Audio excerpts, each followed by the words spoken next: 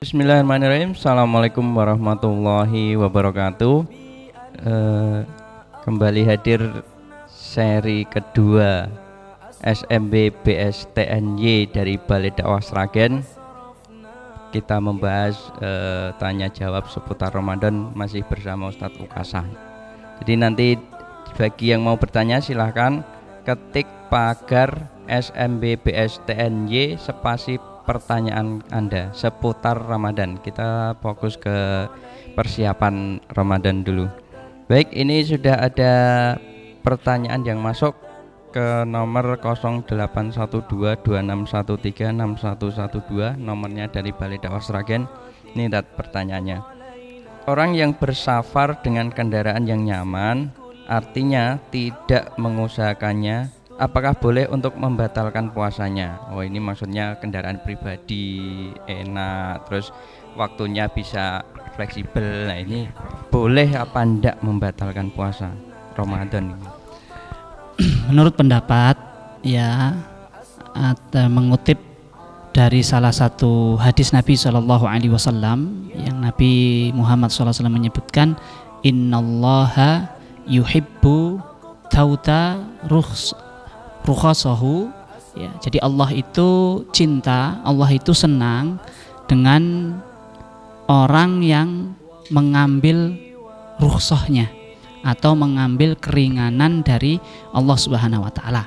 Dan termasuk safar itu merupakan ada keringanan yang Allah Subhanahu wa taala berikan, yaitu diperbolehkannya seseorang yang bersafar untuk tidak berpuasa, ya, untuk tidak berpuasa. Maka di sini yang menjadi pertimbangan adalah kalau memang dia kondisinya nyaman, ya, dari dia kondisinya nyaman, kemudian yang kedua tidak memberatkannya untuk membayar di kemudian hari, ya, tidak memberatkannya untuk membayar di kemudian hari, maka dia harus tetap mengambil rukhsahnya. Tapi kalau ternyata dia berat, wah nanti kalau saya bayar di puasa yang akan datang, ya, dia akan bayar di hari-hari yang lain, ya, itu nggak ada teman untuk berpuasa, temannya makan, ya, temannya ini dia merasa berat untuk itu, maka dia boleh tetap untuk berpuasa pas safar itu, selama memang kondisinya nyaman.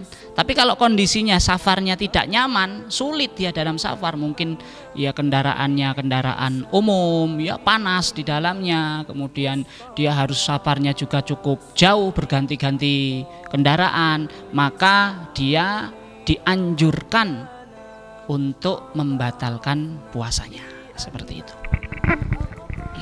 Baik, kalau kerepotan dalam kendaraan, misalkan kendaraan umum, kendaraan kereta atau mungkin itu dianjurkan mengambil rukhsahnya dari Allah itu. Tapi kalau kendaraan yang pribadi nyaman itu masih ada dua pilihan tadi yang bisa dipilih.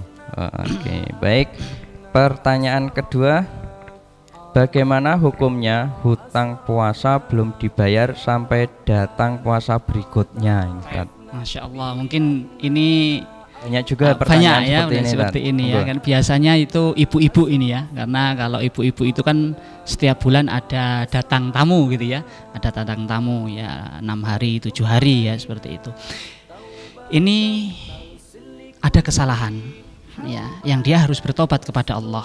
Kesalahannya apa? Kesalahannya dari puasa tahun ini dia tidak berpuasa 1 minggu, kemudian sampai 1 tahun mendatang ternyata belum bisa membayar puasanya. Nah, ini salahnya di sini. Jadi selama 1 tahun itu waktunya buat apa gitu ya? Waktunya buat apa? Padahal masya Allah kalau kita bilang sesibuk-sibuknya kita, pasti kita ada waktu untuk membayarnya itu. Nah, kesalahannya di sini. Dia kemudian sampai masuk ke puasa selanjutnya. Kalau sampai dia belum membayar, dia harus bertobat kepada Allah, kemudian dia harus membayarnya pada tahun berikutnya. Mengapa? Karena para salaf, Aisyah radhiyallahu anha itu ketika dia tidak berpuasa, diperintahkan oleh Nabi Muhammad SAW untuk membayar sampai bulan Sya'ban. Untuk dari dalil inilah para ulama menganjurkan kepada para orang-orang yang berhutang puasa untuk segera membayar sebelum datang puasa selanjutnya. Kalau sampai datang puasa selanjutnya, dia harus bertobat kepada Allah, banyak beristighfar kepada Allah, dan tetap puasanya dibayar. Seperti itu. Ya, dari 1 tahun itu kan 365 hari ya. Dikurangi 7 hari masih banyak banget longgar. Kesempatan itu. Kadang-kadang kan ya besok aja lah, ya. Akhirnya sesuk ya. Besok terus sudah masuk Sya'ban, mau menjelang Ramadan baru ingat utangnya masih berapa gitu ya. Nah, ini berarti memang setelah Ramadan sesegera mungkin dibayar gitu, biar nanti ini biar lebih plong, lebih tidak ada tanggungan untuk menyambut Ramadan tahun berikutnya. Maka mungkin sekarang bagi yang punya hutang, mumpung ini masih Sya'ban, ya masih pertengahan bulan Sya'ban, ayo segera dibayar, jangan sampai Ramadan yang akan datang itu sudah hadir sehingga pas itu kita belum bayar utang. Ya. Oke. Baik, pertanyaan ketiga ini, Tad. Apakah menyiapkan puasa mendapatkan pahala? Ini maksudnya gimana ini, Tad ya? Menyiapkan iftar mungkin ya, menyiapkan buka puasa, terus kemudian menyiapkan buka, ya, menyiapkan buka puasa, terus belanja kebutuhan untuk menjelang puasa, seperti itu mungkin tadi. Ya, ini termasuk yaitu ta'awun alal birri wa taqwa ya. Orang yang menyiapkan orang untuk bersahur, menyiapkan untuk berbuka puasa, menyiapkan hal-hal yang digunakan untuk orang-orang untuk berbuka puasa, ini termasuk ta'awun alal birri wa taqwa, yaitu saling bahu-membahu, tolong-menolong dalam ketakwaan. Ini berpahala di sisi Allah Subhanahu wa taala, dan Allah Subhanahu wa taala akan berikan balasan yang baik bagi orang-orang yang menyiapkan buka puasa bagi orang yang berpuasa. Makanya kalau kita lihat sudah menjadi kebiasaan kaum muslimin terkhusus di Indonesia itu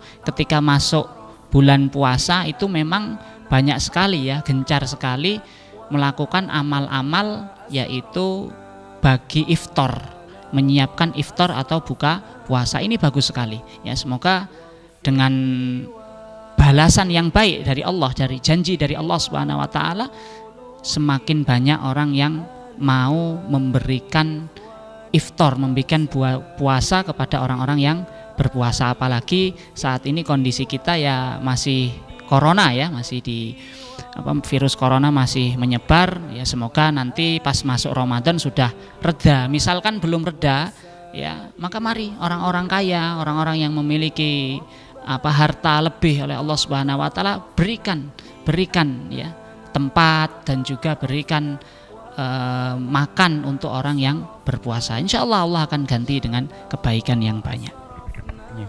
Berarti perintah itu kalau sekarang kondisinya tidak, istilahnya harus mengurangi berkumpulnya banyak orang, terus seperti itu, mungkin keutamaan berbagi iftar, kemudian keutamaan berbagi bersedekah makanan ini tetap ya Tad ya? Tetap. Tinggal harus. Nanti bagaimana memodifikasi, apakah mungkin diantar ke rumah saudara atau tetangga seperti itu ya, sehingga tetap kita mendapatkan keberkahan berbagi itu, tapi juga di satu sisi kita juga harus tetap waspada terhadap pandemi COVID-19 ini tadi. Baik, 3 pertanyaan untuk seri kedua ini sudah dijawab oleh Ustadz Ukasa. Silahkan yang mau bertanya, silahkan langsung menghubungi 0812 2613 6112, ketik pagar SMB BSTNY spasi pertanyaan Anda. Nanti akan dijawab oleh Ustadz Ukasa melalui web series berikutnya. Demikian untuk seri kedua, kita ketemu kembali di seri-seri berikutnya. Assalamualaikum warahmatullahi wabarakatuh. Waalaikumsalam warahmatullahi